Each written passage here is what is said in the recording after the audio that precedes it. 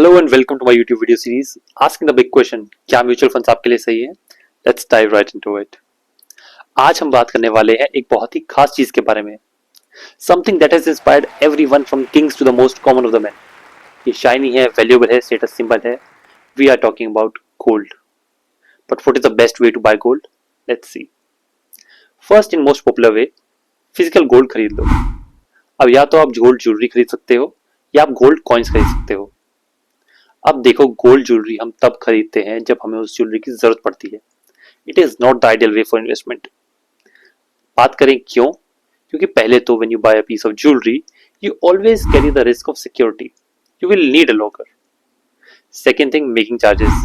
आपने आज गोल्ड लिया, उसके साथ आपको 20 से 25% मेकिंग चार्जेस देने होंगे।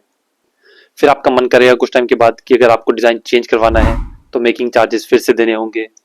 और ये सब हो भी गया तो भी ये कंसर्न रहेगा कि क्या ये गोल्ड प्योर भी है। बाइस कैरेट बोलकर कोई आपको क्या बेच रहा है, nobody knows. Let's say you say कि आपने बड़े ब्रांड से लिया है तो आपके पास क्वालिटी की गारंटी है, देन यू हैव टू पे जीएसटी ऑन दैट। और अगर जीएसटी बचाकर किसी लोकल ज्वेलर से लिया तो फिर ये कंसर्न कि क्या ये जेन्युइन है या नहीं। अब ज्वेलरी के इन्वेस्टमेंट के साथ लास्ट कंसर्न ये भी है, mostly nobody wants to actually sell their gold at any point of time, so it is not an actual way of investment. और ज्वेलरी लेनी भी है, there is another way that people choose, gold saving schemes. इसमें क्या होता है, people start kind of an SIP, मतलब हर महीने थोड़े थोड़े पैसे देते हैं, या तो किसी ब्रांड को या लोकल ज्वेलर को। अब वो करते क्या हैं, वो हर महीने आपके पैसे लेते हैं और जब भी 10-12 महीने बाद आपकी इंस्टॉलमेंट्स पूरी होती हैं तो वो आपको आपके ही पैसे का सोना बेचते हैं, पर उस टाइम के प्राइस पर। अब वो चाहे स्टार्टिंग डेट से ऊपर हो या नीचे। तो इसमें लॉस क्या होता है कि आपके एक साल के पैसे पर आपको कोई रिटर्न नहीं मिलता है। अब कुछ ज्वेलर्स क्या करते हैं, वो आपकी लास्ट इंस्टॉलमेंट फ्री कर देते हैं या थोड़ी कंट्रीब्यूशन खुद से कर देते हैं, पर उस केस में भी आपको गोल्ड लास्ट प्राइस पर ही मिलता है, यानी एक साल से फ्यूचर के प्राइस पर।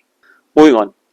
अब मान लो आप ज्वेलरी नहीं ले रहे, गोल्ड कॉइन्स ले रहे हो, तो आपने अपने मेकिंग चार्जेस बचा लिए, पर ज्यादातर कंसर्न्स अब भी सेम ही रहते हैं, सिक्योरिटी, जीएसटी, और जीएसटी नहीं तो क्वालिटी।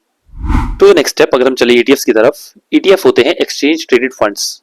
गोल्ड और सिल्वर के हमारे ईटीएफ होते हैं जो स्टॉक मार्केट पर ट्रेड करते हैं करंट गोल्ड मार्केट के प्रोपोर्शनेट वे में। अब ईटीएफ की तरफ देखें तो ये फायदा होता है कि सिक्योरिटी का आपको कोई रिस्क नहीं होता। It is in digital format. Transparency आपको मिलती है, you can track the price on the market, जब चाहे बाय या सेल कर सकते हो। आप एसआईपी स्टार्ट कर सकते हो और जिस टाइम पर पैसे डालोगे उसी प्राइस पर गोल्ड मिलेगा।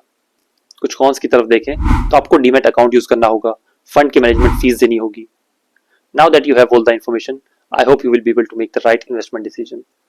आज के लिए इतना ही रखते हैं। Let me know in the comments if I missed anything. If you found this video helpful, leave a like, subscribe and share the video.